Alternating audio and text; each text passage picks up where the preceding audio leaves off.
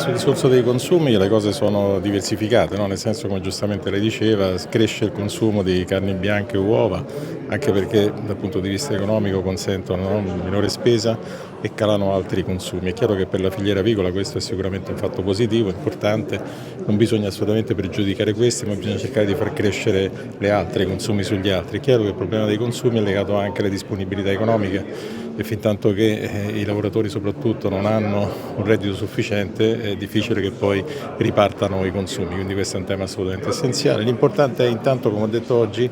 non toccare quello che funziona, siccome la filiera avicola funziona, quindi dico non disturbare il conducente e cercare di promuovere lo sviluppo ulteriore di questo settore senza penalizzarlo e senza eccessive complicazioni che purtroppo spesso avvengono di vario tipo, che poi rischiano di rallentare una filiera che invece continua a crescere. Sì, purtroppo questo è un tema, ormai le epizoozie sono diventate un classico ricorrente insieme agli eventi atmosferici, le calamità naturali, e quindi bisogna trovare degli strumenti che siano efficaci dal punto di vista sia della quantità delle risorse ma soprattutto dei tempi di erogazione di queste risorse, perché quello che succede oggi ancora per quanto riguarda le influenze aviarie del 2022 non sono state ancora completamente risarcite, quindi è chiaro che un imprenditore non può aspettare 2, 3, 4 anni per avere un risarcimento, perché sennò si rischia di metterlo fuori mercato.